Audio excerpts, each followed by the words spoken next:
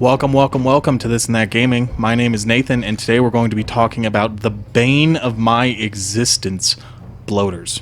Bloaters have grayish-green skin and glowing green eyes. They have giant bellies full of hatred. Not really, it's full of gas, deadly gas, but we'll get to that. Sometimes they are mistaken for larger zombies. An easy way to tell them apart is that bloaters actually wear no clothes whatsoever. The larger zombies wear pants and shirts and things like that, so just try not to mistake the two.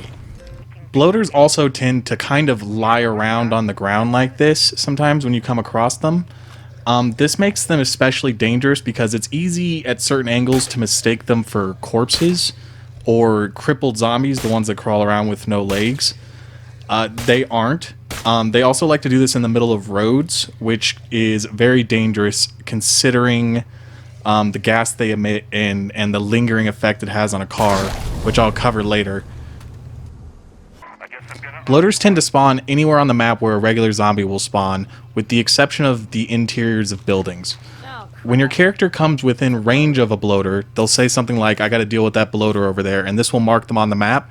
That is what they look like right there on the map. That's their icon.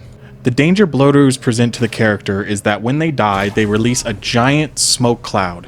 Now, when inside the cloud, your health drains rapidly, but by the simple act of touching the cloud, your character instantly gets two injuries, one for their health bar and one for their stamina bar.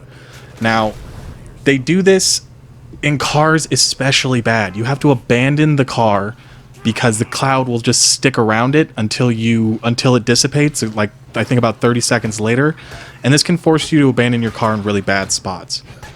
They also like to hide in the middle of hordes to kind of blend in, so always make sure before you run through a horde or alert one that you've dealt with them.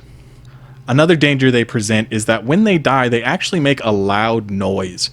Now, these noises aren't nearly as loud as the screamers scream, but it still will attract zombies, and it will also still leave the cloud there. It's kind of like a zone you can't go into for a little while because of the gas. This can leave you in sticky situations.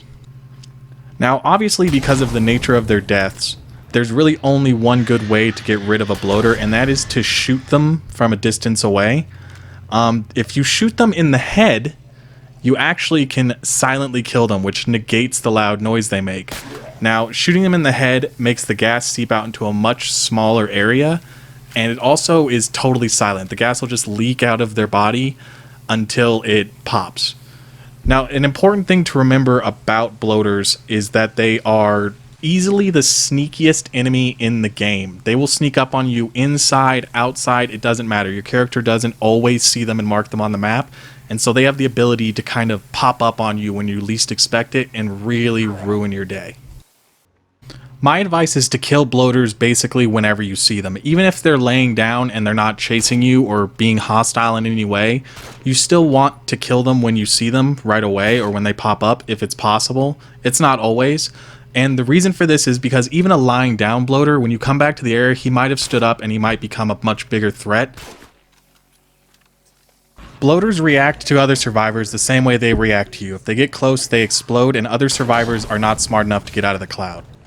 So I have two tips when it comes to dealing with bloaters. Now, the first one is, if you don't have the ammo or don't feel like spending it or just want a good laugh, what you want to do is get just close enough to a bloater so they start running after you, and then just run away in the opposite direction, and eventually they'll trip.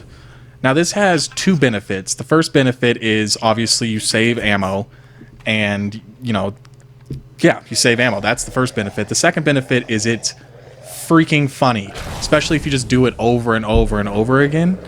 You can also do this in cars. What you want to do is just kind of listen for the pop. My second tip is bloaters are really crap at climbing. I mean, they don't do it often, but when they do, they almost always trip and die instantly. So try and get them to trip and climb as much as possible. Now, that being all said, I hope you guys enjoyed this video about bloaters and State of Decay 2. I hope you learned something. If you have any questions, throw them down in the comments, and have a good night. See you later.